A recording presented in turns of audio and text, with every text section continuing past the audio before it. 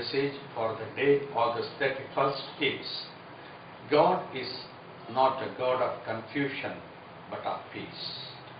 God is not a God of confusion, not a God of disorder but of peace. For this I would like to take up first letter of Paul to Corinthians chapter 14 verse 33. For God is not a God of confusion but of peace, as in all the churches of the saints. This passage is in particular with speaking in tongues.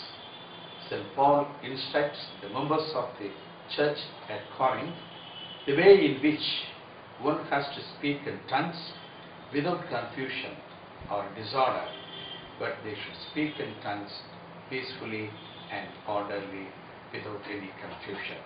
First of all, God is not the author of confusion or disorder. God does not inspire.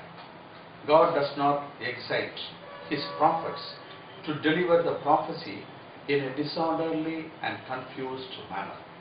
Most of the people in the churches, in the early churches, and even the churches in today in sectarian groups would prophesy disorderly and confused manner. One has to be careful in speaking tongues. When one speaks, the other is to be silent. When another begins, it has to be in order. When one has anything revealed to him, let him reveals it in a proper manner.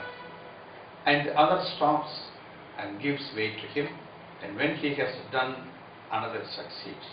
These are the instructions given by St. Paul to the members of the church at Corinth while speaking in tongues.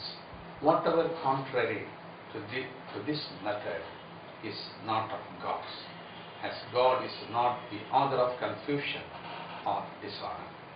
Secondly, God is the author of peace. God is the author of peace. Harmony, unity, and concord among the prophets and teachers are expected. Where there is no order in the ministry, there can be no peace among the ministers.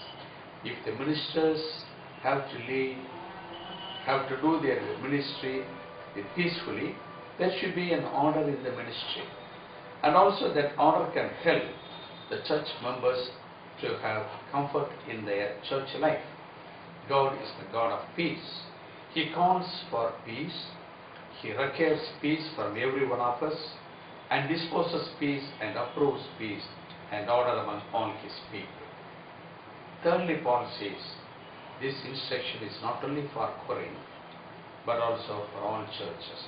In all churches of saints, the rules that St. Paul had prescribed concerning speaking with the tongues and prophesying were not new ones.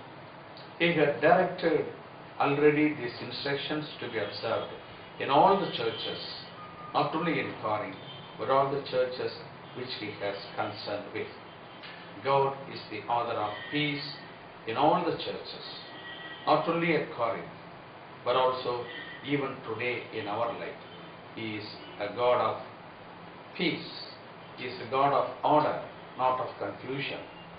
But in our life too, we have our own forms of worship in the church today.